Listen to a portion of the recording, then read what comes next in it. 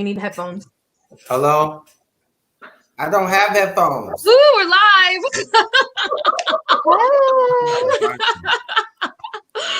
What's up, y'all? What's up? Welcome. Hey, welcome everyone to Bubbly After Dark. I'm one of your hosts, Brittany, waiting for Mary to come back in, but I'm the host of Seriously Podcast, covering all the top digital series. And tonight, I'm really excited because we're going to talk about the cast of Bubbly Brown Sugar. I'm going deep into episodes 4 and 5, and we got some of the cast here with us. So do you mind introducing yourself and the role that you play, please? Yes, my name is Jacinth Headlam, and I play the role of Angela. I'm Maria Thole, and I play Megan. Woohoo! And I'm Pamela, and I play Jewel. I hear a slight echo from someone's computer or phone. It's probably me. Is it me? I think so. Oh, I'm sorry, Randall. Please excuse me. I don't know where my headphones are. So I'm going to try to make this work. So you might have to mute me a few times, but I play the character Marcus in the show. So yeah, woohoo!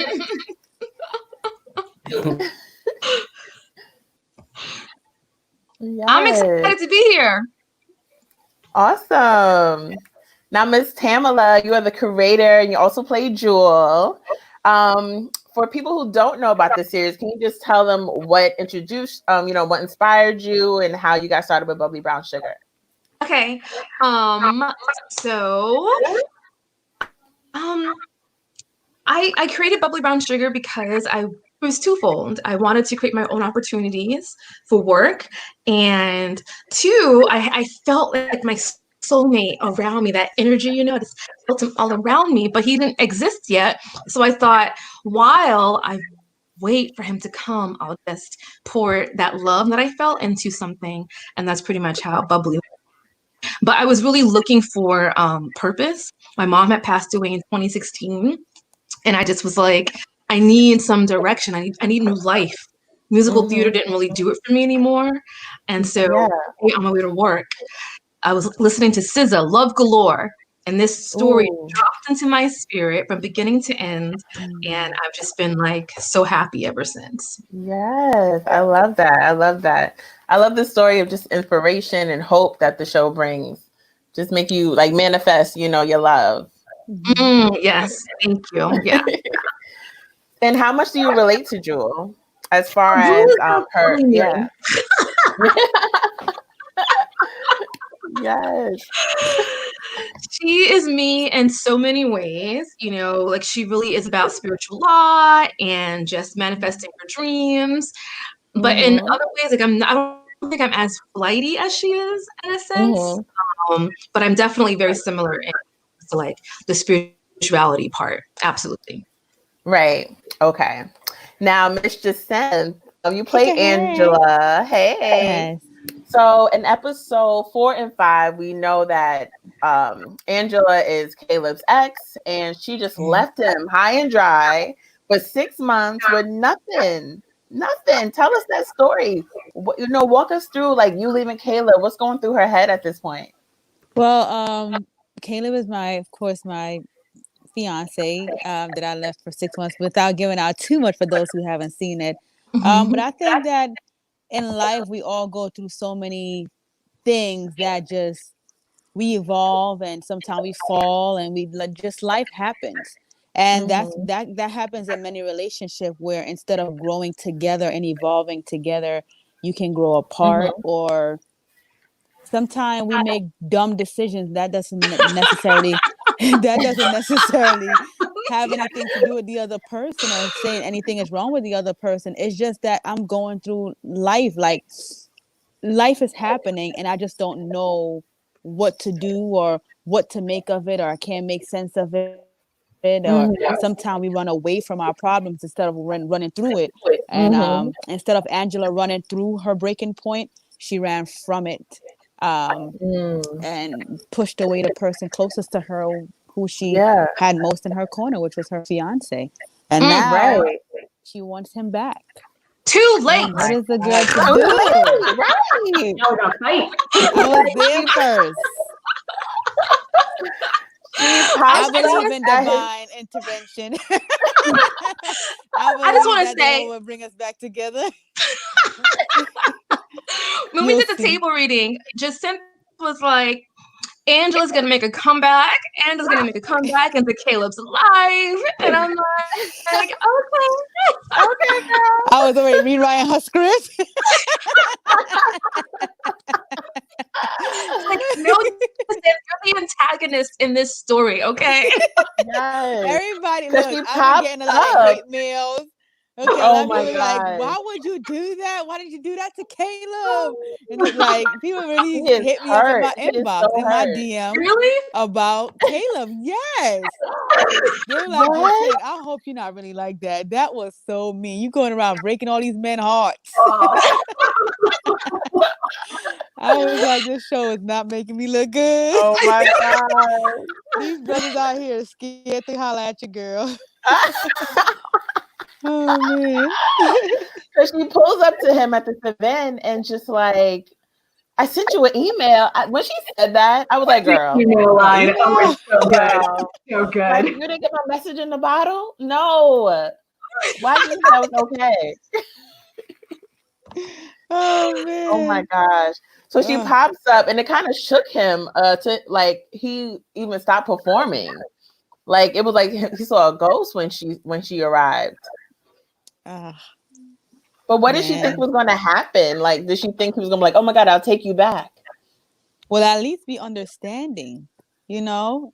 I'll try to hear from my perspective what I was going through. But he wasn't trying to hear it, child. He was just like, he was not having it. Right. So for everyone, what are your thoughts on like an ex popping back into your life? Like, I feel like anytime you're doing good or, you know, you're happy, there comes that ex right back. Like, hey, how you doing? Knocking on your door. Like, what do you guys feel about that? That's a good question. It depends on how it ended. Like if it ended really, really bad, I feel like your ex is an ex for a reason and you shouldn't recycle. But if it ended on a good note, or probably you guys were going through a change in your life, or probably just needed to take some time back, or just to reevaluate, or just life sometimes happen, and sometimes timing is off. So it depends if it's that and it's stuff outside of ourselves. And it depends on how you feel. It depends on what do you have a peace about going back, or does it create insecurity or make you second guess or give you the spirit of confusion? If it don't give you a peace of mind and you're confused about it, you got to ask friends and all of that to validate what you think I should do, girl, then don't. Right. Then don't. There you go. What about you, Tamala or Maria? I've never gone back with an ex, but I think it's because it's never really end. Well, that's not true. I've had exes where it's end kind of nicely, but usually ends for a reason, like Jacinth said. And once you break my heart, like I'm kind of like not gonna go back to get like hurt again. Like that's just stupid. That's dumb. It really is. Like if you that desperate, girl, there's too many men out here. Too many men out here. It's like you made me cry already. Like I gotta cry again. Like I don't want to cry anymore. You know? I mean, that has a lot to say with a person. If it's like how confident or how low do you feel about yourself to feel like you have to go backward? Do you not feel like you're good enough? Do you not think that you deserve better? I just think it's a form of complacency and just comfortability or settling for safe.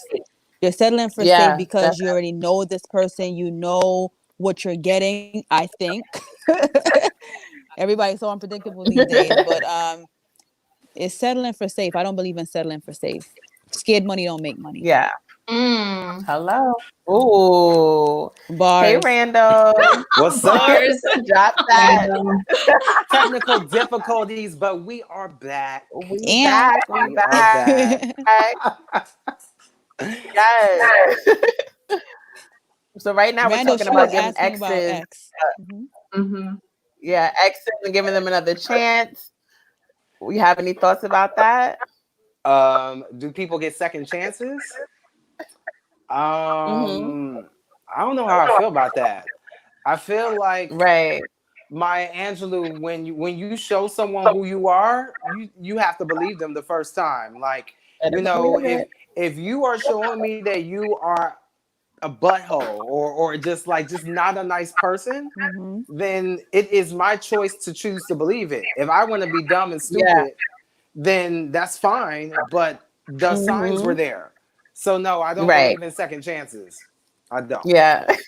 I will That's say it. One and done. sometimes though, like it's not like going back, but you didn't complete your journey. Do you know what I mean? Like Yeah. you maybe started something and then it just wasn't the right time. Like, just since was saying timing wise, and then the time presents itself for you to complete that journey, whether it continues on or not. But like there are those like wiggle room moments. I don't know that Angela is one of those. Right. That's called closure. Sometimes you need closure. And sometimes there's closure. Yes. Yeah. Yes. Yeah. I mean, I've been the butthole in the past, and I've grown. So, Yeah. Yes, growth. Yeah. Yes, growth. I mean, I've only grown after they got me pissed off. I mean, I've only Okay. been a butthole in those situations. Even still, I do have a little bit of like a I have tantrums, whatever. Well, I have had tantrums. What am I saying? Next question. There goes her soulmate. Pamela is just confessing that Right. she I know. has been a villain in some of her Yes, she has. past relationships. Because we always be looking at Tamala like she's this goody two shoe, like I she's all am. perfect, Bubbly. like she's this gift wrap package that's all good. But Tamala, We're gonna keep that perception because at the end of the day, Yes. we're all human. We all go through things, and we're constantly always evolving, and just Yeah. we don't know what we're becoming, but we just have to kind of just allow life and the things that we go through to kind of change us and mold us into who we are. Yeah. And having the right partner who will grow with you and be open-minded and allow you to be you, allow you to fall and get up and dust yourself off, because at the end of the day, like Randall has said the other day, we all have our own individuality. yeah. Definitely. So Maria, we meet you in episode 4 when Jewel goes to see her brother and her mom. So we meet her brother, and we're just seeing. I feel like he's very controlling. Megan wants to have fun. She wants to have a good time, but her brother is like a bit of like a prude, and like it seemed like an odd match almost because it's so opposite. Did you create a backstory on like how they met and their relationship? Yeah, we did. And it's funny because like we met a couple of times trying to figure out like, okay, how these two get together. Yes. And we, as I assault your friend, there we go.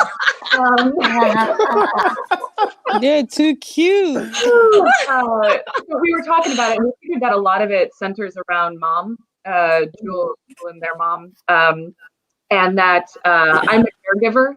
And we figured that I was caring for their mom to begin with, and that was kind of maybe how we met. And so this, even though like outwardly the two of them seem kind of almost mismatched, their core is very caring and loving, and they want to care for the people that are in their lives. So that's, I feel like that's like the strength of their bond and the strength of their relationship, that they come from a place of giving, even though it manifests itself in very different ways. Right. But yeah. And the fact that later on in episode 5, when you see the absolute craziness, I mean, just that shit really, that Megan is, and that it works for him in this very strange way. You're like, oh, they are a perfect match. They're both a little weird. It's just presents it. One of them hides it a little bit, and same language. Yes, because we see she tries to spice things up with the spatula. That was different. I have a story about that. Yes, please. So the reason why we used the spatula was because we I was in charge. Oh, you can't hear me? Yeah. Oh. Well, because I can't hear her. It's okay. sorry. I mean, I'll raise my volume. I was in charge of getting the whip for the scene. But all the whips I was looking for were kind of expensive, and I was like, I don't want to pay like all this money for like a whip that we're gonna use like once. And then I just kind of forgot about it. And then we get on set, and I'm like, freak, we don't have a whip. And so we're looking around the house for something to use. Nobody thought use a belt. Right? I'm like, a belt, a whip. I like the spatula though. I like the spatula too. I like the spatula. It really is. Yes, It makes it funny. more comedic. Yeah. I mean, I feel like, you know, I'm gonna be honest, I didn't hear a word that Tamala said because of this technology stuff. But it's okay. I think I get the gist of what is being She was saying said. she couldn't find a belt. But you know what? I love the fact that she pulled out whatever she could find in that kitchen. If it was a spatula, if it was a pan, if it was a butter knife. She pulled it out and she owned it. And she's like, get your over here because I'm ready. Like, it was hilarious. The Maria, fact that do you came down the remember stairs that? with the Catwoman. Oh, I totally do, because I was like, what do we do? And I think I was looking in a closet in the place we were filming, and I found a board, like a 2x4, and I was like, I mean, I guess I could make that work. Here. It's hilarious. Oh my God. And this is one of my like favorite scenes. I think it is so I love funny. Yeah. You know, like it was really well done. Could not move in those heels to she save have my a life. whole spatula in her hand. I cannot. Yes. He didn't know how to feel. I don't know why, Tim. I cannot hear you, shouty. I can't. Oh my God. Nobody? Oh, this scene. Try plugging I out your headphones. I think I can hear her now. Okay. I think. Yeah, and in this moment, like when they're doing this, like in the breathing, Let me try. it kind of turns me on when I watch it, guys.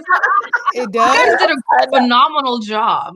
Like it gets me really hot. is, Yeah. It does. It's sexy. It's sexy. Yeah. You're so I watch it. I'm like, these people are so weird. I love them, but they're so weird. Oh my God. Yes, it's a hair pull. And God loves Cass. He is a gem of a Goodness. I love it. too. Like, I'm gonna be honest, y'all make it look like y'all had some good sex after that moment. Seriously, Okay. this is hot. The chemistry Like is it's so quirky, but it's hot. You know? Yes. It's so funny. It's so funny. That is one of my favorite scenes. Yeah. Mine too. It's funny because it's like he turned on you, like pulled out a freak switch out of this man that has been like so like, oh my God, my sister, this, that, and you just came down like, listen, Catwoman has arrived, and I need you to just come on, let's have fun here, and I just love that moment. I think I watched it, Maria. Was it like, did you have to go someplace to like tap into that character? I mean, I'm kind of weird anyway, so for example, Pamela was like, what do you want to wear for this scene? And I was like, well, you wrote a cat suit in there. I can do that. And she's like, oh, well, you don't have to go get one. I was like, no, I cosplay. I have one.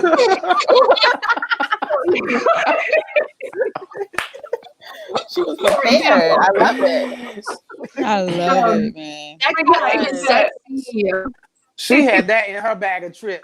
Just there you go. Right. But honestly, like the one thing that I had to tap into for that kind of thing was not being afraid of rejection.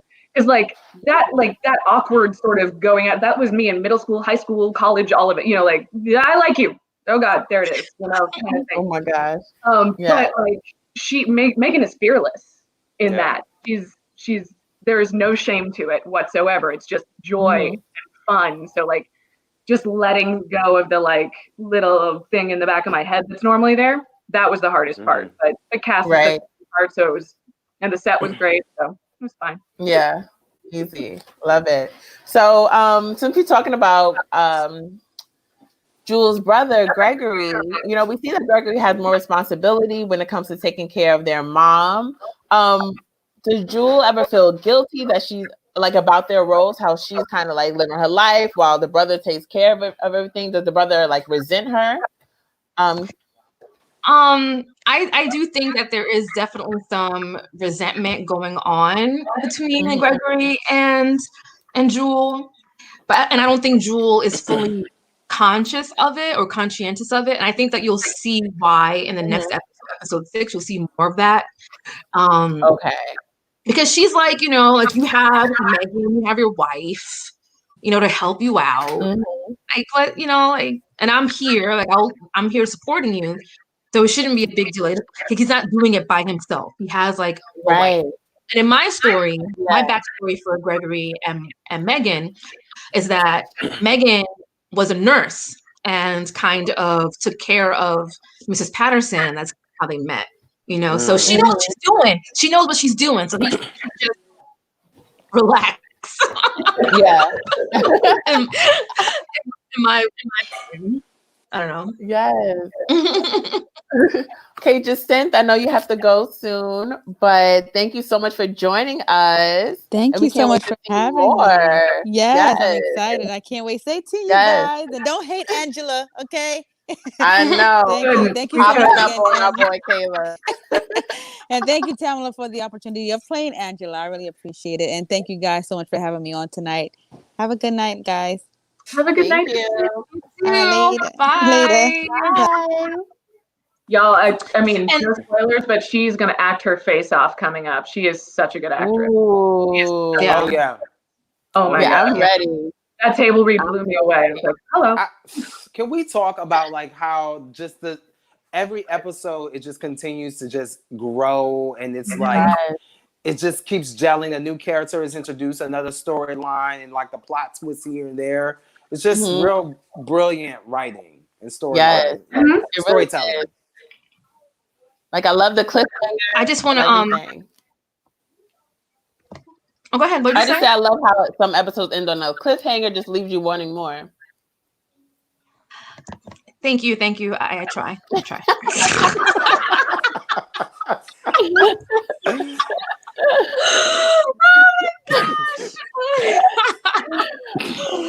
Can we talk about how interesting this is that we are having conversations in our homes because of what is going on, like, in the world? Like, whoever would have thought? Like, welcome to our home studio. Right. How is quarantine treating everyone? Fine. Well, how are you guys coping? I started a jump rope challenge last week, where for the next 10 weeks, every single day, I have to at least jump rope for 10 minutes a day. If I decide to do it for 30 or 20 or more, cool. But I feel like because we're in Mental Awareness Month, that we have to do something to kind of like pay homage to that, but also because we're in our homes and, you know, there's not so much to do, or there is a lot to do, or a lot of things that we need to do remotely at home, that you need balance. And I feel like for myself, it's just, since I can't really run, you know, jumping rope is just as much of a stress reliever as anything else. So I'm committed to that for the next 10 weeks. Hopefully I'll see some body transformations happening here. But if not, it's more so for here, you know, to just make sure like I'm good, you know, like and to create structure. Yes. And routine. That's awesome. So. I'm cool. I'm admin. Hi y'all. The struggle has been real. I have been trying to get back on this thing for like the last 30 minutes. I don't know what's going on with this computer, but it hates me. What's up, Hi, Randall. Hi. So hopefully, you know, it behaves, but something tells me it won't. We're glad that you're here. We're glad that you're here. And as for me with the quarantine, I've just been trying to, I don't deal well without having a structure.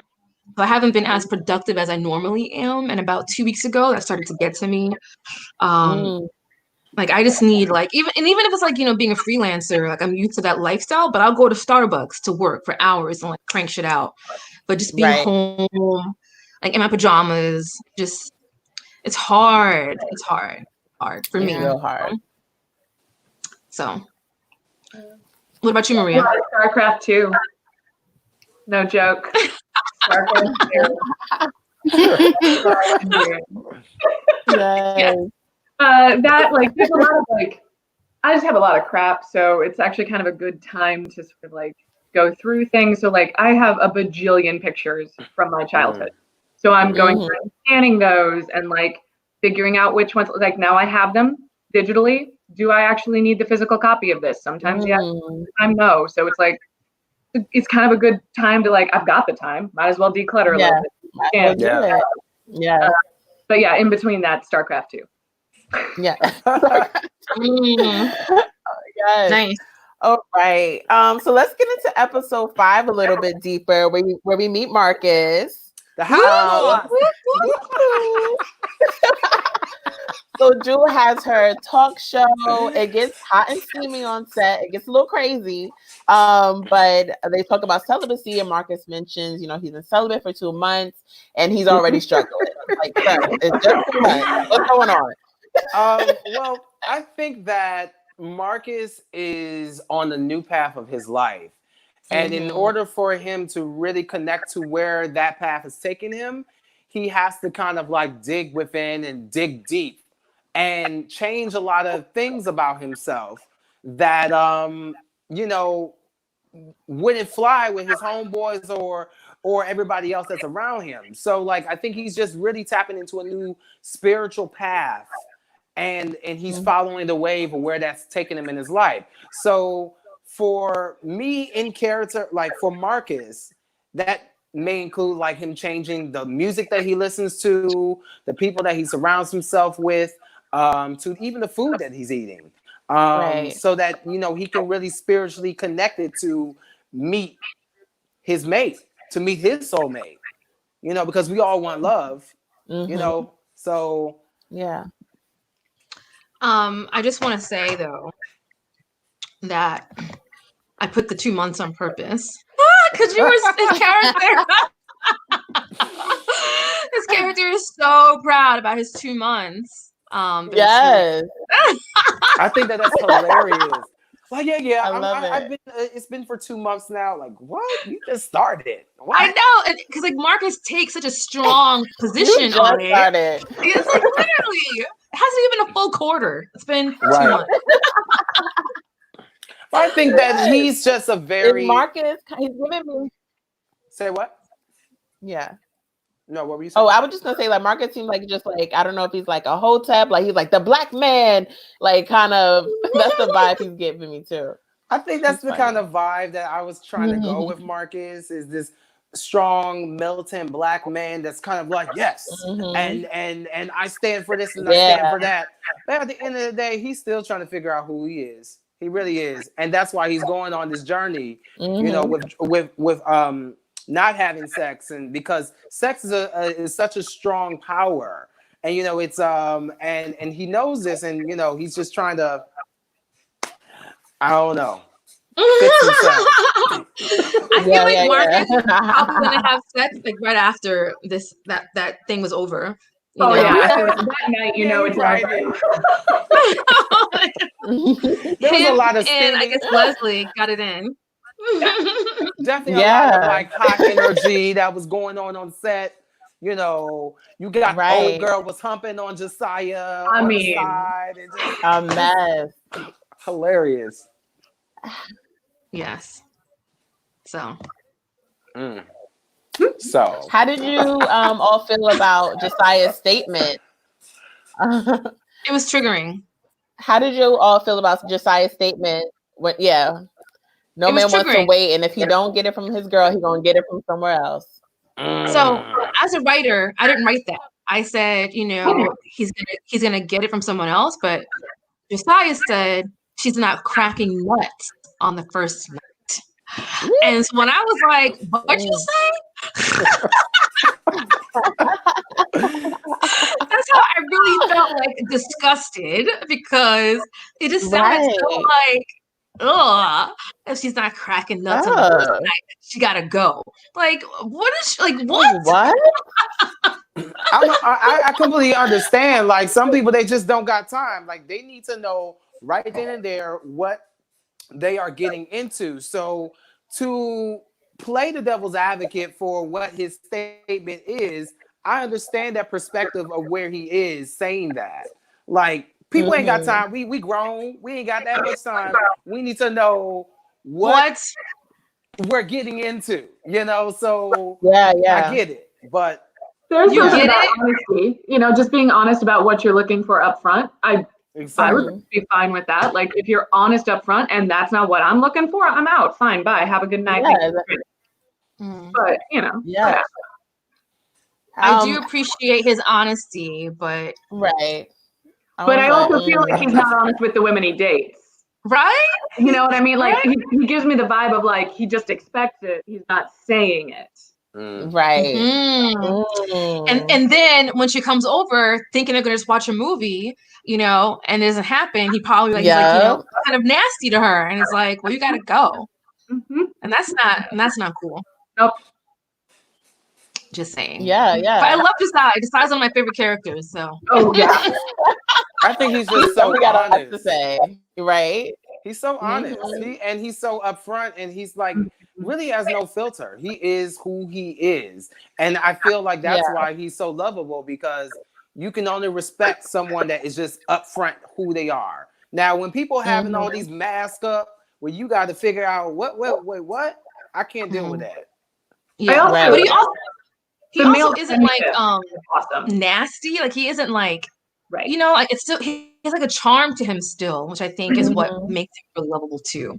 Right. Like, like he's crass, but it isn't like it's like on the borderline of like, did you say that? But you're still like, you know, like I still miss him.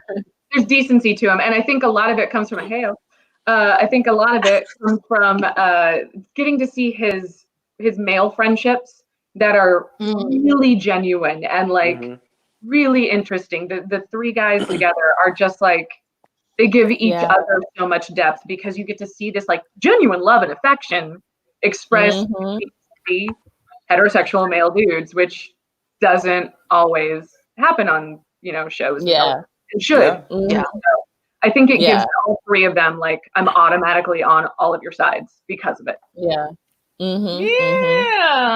Love that.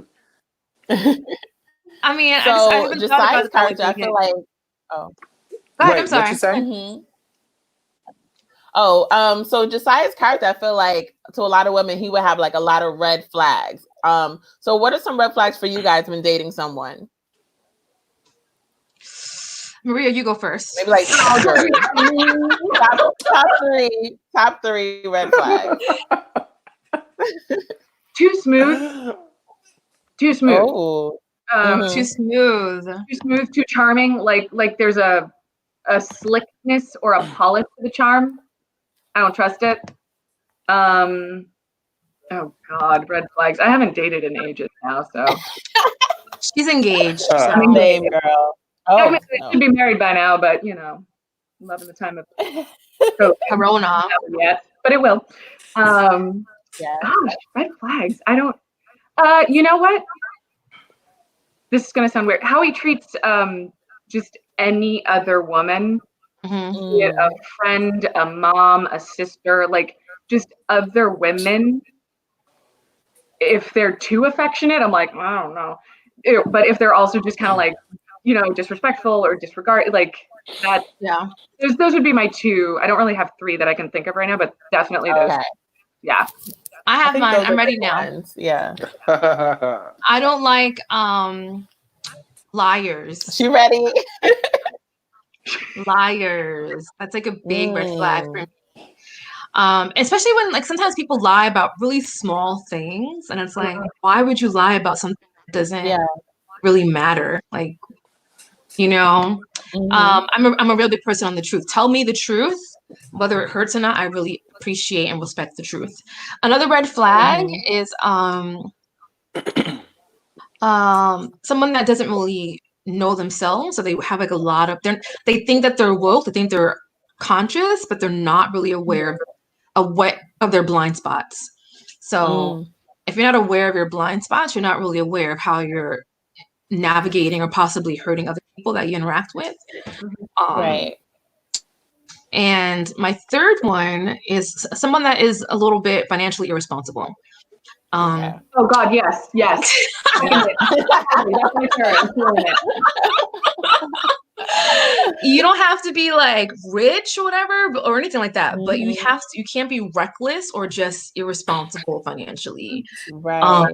And men that I think are comfortable with like they're having their partner. Let me shut up. Financially irresponsible. Financially irresponsible, can't talk about it either. Like if you are gonna connect your two lives, like you have to be able to talk about that. It is not a comfortable thing to talk about for anyone. It just really isn't. But you gotta be able to be honest about it. Just like everything else, honest about your emotions, honest about how we deal with finances. Totally. Yeah. Like if you know that, you have a cyclical job and you're not going to get a check next month, like you don't wait until the 30th to worry about the rent. Like you like hustle, like make things happen. So so it's kind of like being ambitious and being hungry as well as that, like all together, like don't be complacent with your life. Definitely. Because I'm not trying to save the host. That part. You can take care of yourself, so I don't have to take care of literally take care of you, help you manage things. Like you should be in with that skill set. I got my skill set. We do other things. Yes. Exactly. Yes.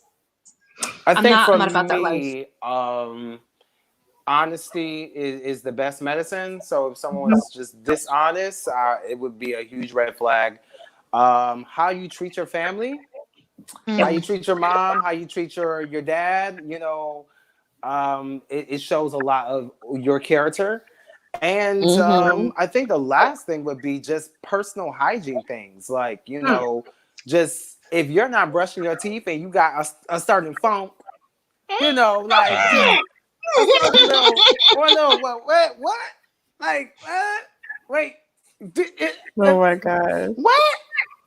I can't do it. Just certain things, like, it's a huge red flag. Like, I don't want to get into no details, but no, in and of itself. But I think the biggest one out of all those is really just how you treat people. Even if we're not talking about family, just like if we're walking down the street, how do you conduct yourself to people that you don't even know? Says a lot about who you are. Are you stuck up? Are you like, oh, go get that for, like, if we went to a restaurant, how are you treating the waiter? Are you tipping? Right. So like, those are things that you need to look for. And those are, like I said, Maya Angelou, people showing you things. And if you're not catching on to what they doing, you the fool. Yeah. Very true. So I have a question to Brittany, as someone that's kind of watching the show unfold. Who are you rooting for, and who do you like? What character are you vibing with the most so far? I'm definitely vibing with Jewel. I just love her personality. But I'm really just rooting for Jewel and Caleb to meet. Can y'all meet already? Like episode 3, they bumped into each other. Episode 5, Josiah's calling, but it messes up again. I'm like, yo. So I'm rooting for that relationship. Isn't that how I love it? I love it. It's just a fun show to watch.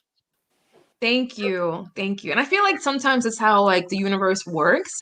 Like we could be so close to whatever it is that we're asking for, whether it's career-wise, a love, it's something, and for some reason it's not meeting. And that was important for me to showcase.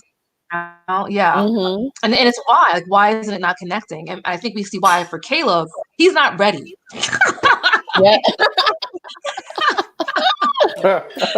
he is not ready. He's not ready. But I mean, Brittany, what's your take on Gabrielle? Like, what's your I like how you take? say Like, his name, Gabrielle. Am I saying his name right? I know it. Gabriel, but Gabriel. I like Gabriel. Oh, Gabriel. Because it's like a love triangle going on here, and you got this guy that's like the perfect thing that all of her friends are like, what the hell is wrong with you? And then you got somebody that you don't even know, nobody's even seen. So what's your take on that? Yeah, when I saw, I was like, this is who she left? I was like, girl. Like, but I feel like he's a good guy. He's sweet. Like, he loves her, take care of her. Like, he wants to be with her. So I'm just I'm conflicted because I like her and Gabe too. So I would be happy with either outcome because nothing happened between her and Gabe, right? Just like God told her to like break up with him. And God didn't even say that. So I'm happy that you mentioned that. Because God didn't say break up with Gabe. She did it herself. Okay. She was having these dreams about, this other man, and she took it as a sign on her own that God's saying to leave. And yeah, and so she could be misunderstanding what's happening because God never said you should break up with Gabe. That was all Jewel. Okay.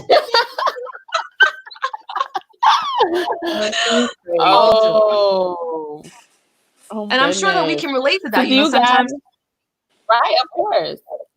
We think we're hearing something. We think we're getting a sign from the universe, from God, right? And and we could be all like having it all messed up, Right. Yeah, making up our own thing, right? And running with it, not even like walking or thinking about it. Jewel ran with it. like yeah. Do you guys ever think that, like, what if you met your soulmate already and didn't even know it? Do you guys think about that, like passing or anywhere? Or if you already met soulmate? I think we have more than one soulmate. Agreed. I think that because we're always evolving. Yeah. There's a soulmate for every season of our life. Like I was in college, I was in a different mindset then of what I wanted for my life, the things that I wanted and how I went to get it. But now I'm a little bit older, wiser, and so I can't be in the same place and attract the same thing. So I think that we just have different soulmates that meet us in different areas of our lives when we're ready and open to it. Yeah, it's funny because I know it's semantics, but like growing up, I definitely thought there was like a soulmate, one person, and the definition being like one romantic, everything person for you, and that's it.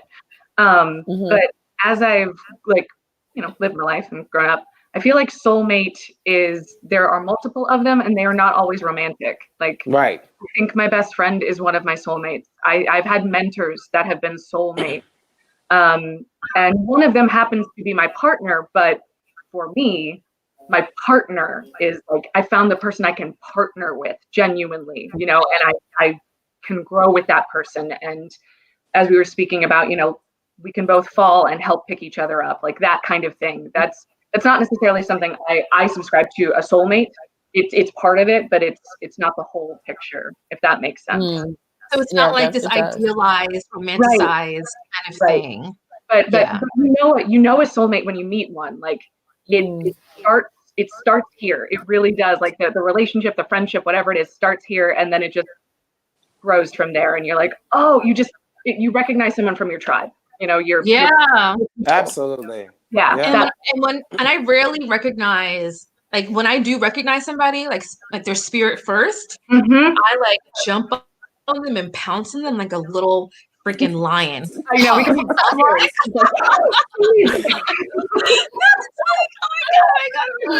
god, you're here. We're gonna, and I think that excitement can be a little bit overwhelming. So I'm definitely learning how to like recognize it and then be kind of like, I'm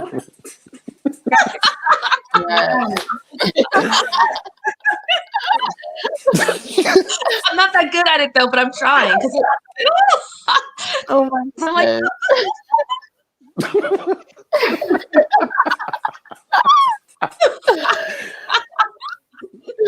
What about love at first sight or love at first dream as Jewel is experiencing? Do you guys believe in that? Have you ever, fell in love at first sight? No. No. Absolutely. Some Romeo and Juliet nonsense, so no. I feel like that's like a fairy tale that only happens in movies. Yeah. I don't feel like that's realistic. If I meet you and it's like, oh, I love you, I just don't think that that's real. Like, I got to get to know you. Right. I think there can be an immediate like attraction or recognition, but love, like, no. I think the closest to what Tamla was saying is like you recognize their soul first. Yes. Their soul forward. And that can be like, if you're young and hormonal, that can definitely be like, oh shoot, that's love, It's not quite love at first sight. It's akin to not the same thing, I don't think. Like lust. Mm-hmm. Isn't that amazing though? Like when your energy feels someone else's energy first, I freaking love that. Yeah. It's like, I don't know what it is, but I love that when that happens. It's like, ooh. Yeah. Like when someone seems so familiar, like I love the fact like it's almost kind of like deja vu when you meet certain people in your life and in your paths. It's like, wait, I feel it's so weird. I know that we've just met, but I feel like I've known you. Like I know you, and this is scary, but it's like, I feel like I know you. Is that weird? No, it's not weird. Because you probably didn't know. Natural. No. Like something about it's their just a natural spirit. Feeling. Right. Mm-hmm. Yes. So I have a question for Megan. Back a little bit more. Oh, go ahead. No, go ahead. No. Oh. Continue. I just want to go back a little bit to the episode. Episode 4. We're meeting Jewel's mom and everything, but also Kwame and Jewel's brother, they have some tension. They have like some beef, and like we don't really know why they don't really get along, but it seemed like it's a constant thing. So our question was just like, how come Jewel even brings him around like her family? Like I feel like she's bringing the problem. That's a good question. I think it's because of me. Why does she need a buffer for her family? That's a good question. I mean, she just I think she knows that. Yeah, I think it's because of Megan a little bit. And also I think that Gregory rides her all the time about her career, and her choices she's making as opposed to going to be a doctor or a lawyer. Like in my head, Gregory is like a finance, 6-figure kind of like suit and tie kind of guy. And that's how they pretty much were raised. And so for Jewel to be like this artist, he doesn't get it. So Kwame is definitely there to deflect the attention off of herself and onto them. It's like, don't bother me. Like, that's Yeah. I also like to think that if like the couple of times that Jewel's come around by herself, the way that Megan jumps on Kwame, she does the almost exact same thing. Yeah. Yeah. Like, absolutely. Have you guys ever been in that situation where like your best friend or even your partner didn't get along with a family member? Hell no. Okay. And if they did, they can't come over. They can't come over my house and be acting crazy like that. Right. Yeah. What I will say is that one time one of my brothers had a girlfriend, and my parents definitely showed that they was not with it because it was Thanksgiving holiday and she brought a store-bought pie to the house, and they were just like, "What? You gonna bring a store-bought pie over for Thanksgiving?" So it's like, absolutely not. Absolutely not. Not everybody can bake fresh pie. Have you tried to make Was it a patty pie at least? A Pie LaBelle pie at least? Listen, Patti LaBelle wasn't making pies like that at that time. I think, you know what? Can we talk? Wait. This is what I'm gonna say. For those of y'all that are watching this, and if you really want to impress parents on a date over the holidays, and you can't cook, get you a store-bought pie, right? Get you a store-bought pie. Find you some butter. Melt some butter on top of that bad baby and wrap it up in some aluminum foil. Oh. That's perfect. Butter. Because butter makes everything taste like it's homemade. Like, I think the fact that it was in the package, that it was like, oh yeah. But it's all good though. Yes. Wait, so they were mad at her? They kind of like dismissed her because of that? You're kidding. Yes. Oh. Oh my God. Yo, Yenny said, "Love at first sight can happen. We are just not aware of it." Oh, Yenny. I never experienced it yet. I like the optimism. Yes. Love at first sight is for the movies only. Thank you, Mary. Preach, Mary. It is. Thank you. Yes. Oh my God. Keep that in fairy tale land, please. Yes. Said, so I didn't know we can actually show up these comments. So this is really cool. Oh, Lydia Brown. Yo, that's my best friend from college. Oh God, didn't tell her to break up again. People confused that. Oh, God didn't tell her. she like, you're gonna get all the people sliding into your DMs going, "What is wrong with you?" Wait, what? See, this is the thing. This is the thing about God. He answers you in whispers. So, you know, if you're expecting something big, like I told you this, you need to question it. Because God he's a very silent talker. And he's not big like that. And it's not literal. I don't think that the universe or whatever talks literally like that. It's mostly symbolism and symbols. And it's that's hard for us to interpret sometimes, I think. Yeah, definitely. And Jewel, I think Jewel, you know, I don't know. We'll see if she's interpreting correctly, but God did not literally say break up with Gabe. Yes, but I really want to see. I definitely feel like at the end she's gonna have to make a decision, like Gabe or Caleb. I really feel that might happen. But she already did. Her and Gabe were broken up, but he just, I feel like maybe she'll give Gabe another chance. Well, I'm curious to see what you guys think after watching episode 6. Like, if you feel the same way. Excited. Ooh, I can't wait. Yo, Tamala, episode 6 gets juicy. Yes. Sierra said she's ready for season 2. Yes. I know. Over here writing other stuff. I need to be working on this. Can you give us anything for the rest of the season? Like, what can we expect, or what can we look out for? I don't know what to say without saying too much. We'll see more about why they haven't met yet. I think it'll become clearer as to why they both haven't met each other. Yeah, that's all I'm gonna say about that. Okay. It's a good mix of like joy and laughter and heartbreak and all those things. Like this first season, the way it is really a beautiful mix. It's a beautiful mix. Yeah. So where do you see Megan growing in season 2?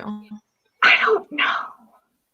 I really don't. It's interesting, and I like part of me is like, does she try and make it her mission? Actually, yes, she makes it her mission to fix the relationship between Gregory and Jewel. Oh, I like that. Because she's, I mean, effective or not, who the hell knows? But like that's a Megan thing to do. It's like she wants a happy family. Everyone has to be happy. So yeah, I feel like, and that caretaker thing would very much express itself in that way, I think. Yeah, like that. So once you guys see episode 6, we got to have you back again, Maria, and talk about more, because it's so freaking good. Yo, I'm so hyped. I feel like episode 3 is where it's like, okay, this show is like taking another. It's like, but episode 6, and I'm not spoiling it because I can't. But Don't. It's the same thing. It's the same thing. It's like all of these surprises and things happening. It's like, what is happening with this show? And it just keeps on getting. Yeah, it's great. So Mary's back. Yeah. Can you hear us, Mary? Sorry, y'all.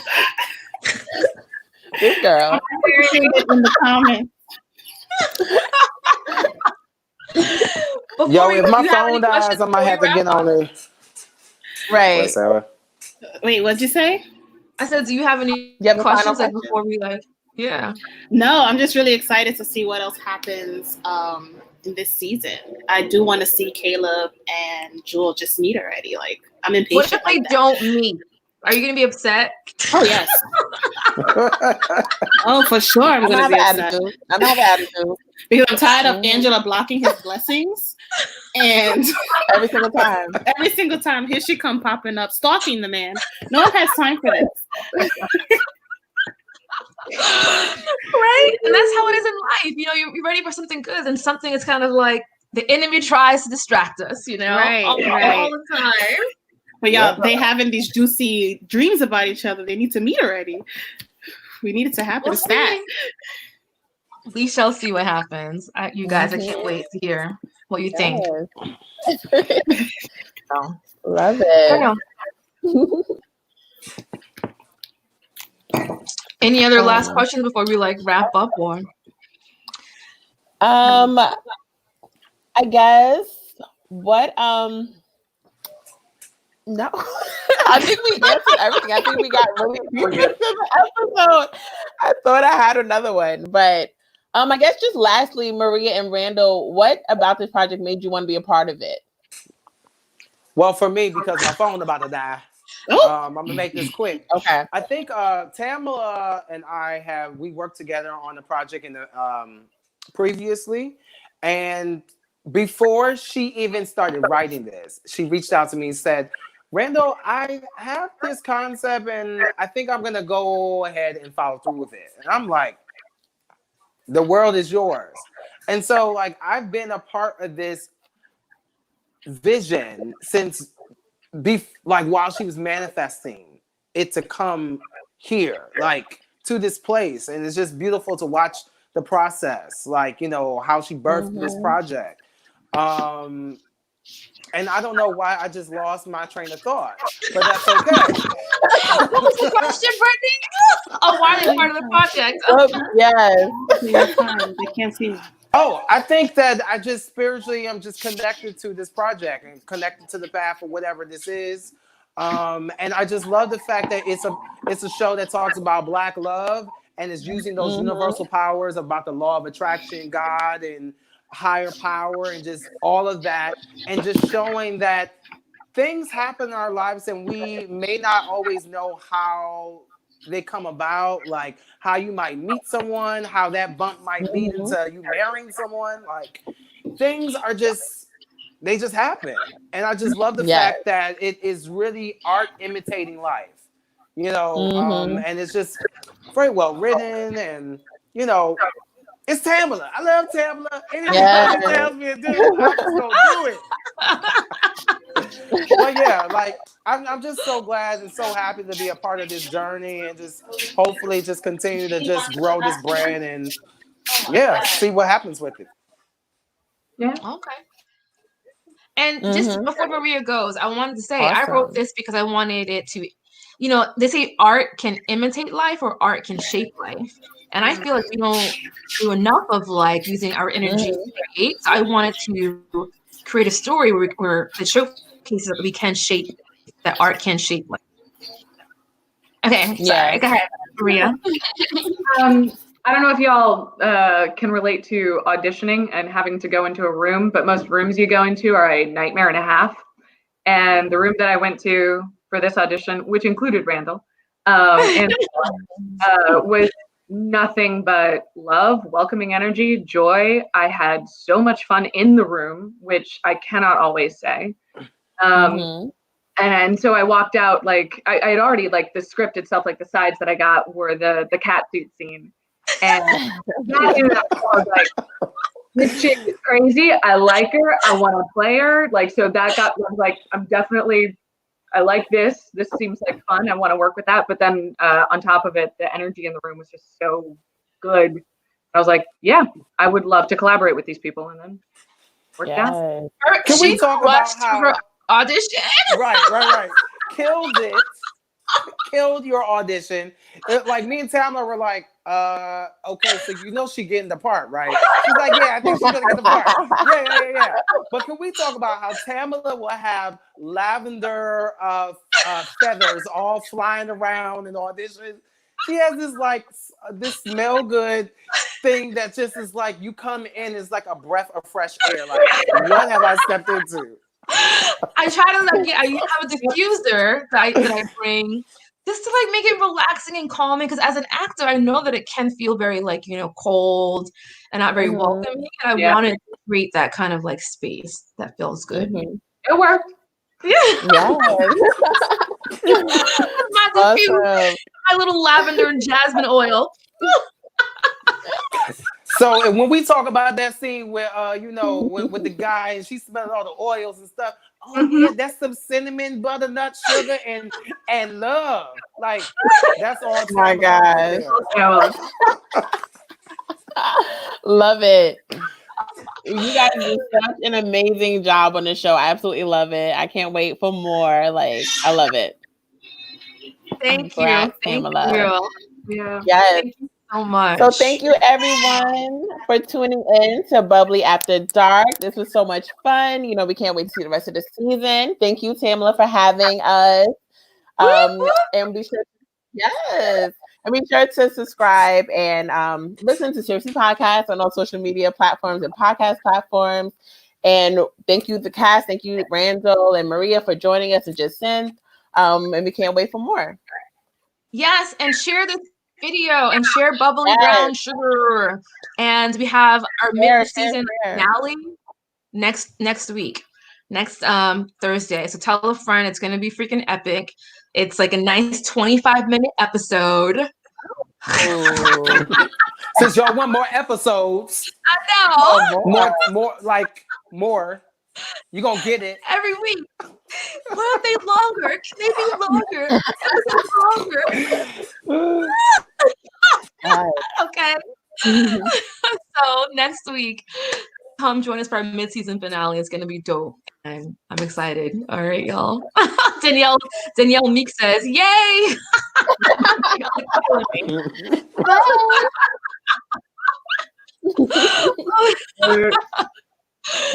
All right, y'all. Have a good one. Share. Thank you, share. Thank you. Peace. Bye.